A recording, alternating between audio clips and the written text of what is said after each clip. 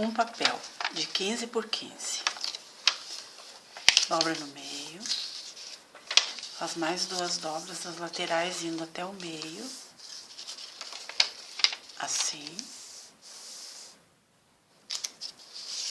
Agora, faz uma dobrinha em diagonal aqui, faz a outra igual no outro lado, assim.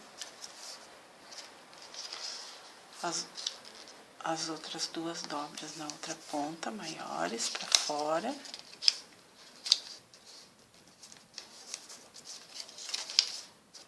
Assim, grandes.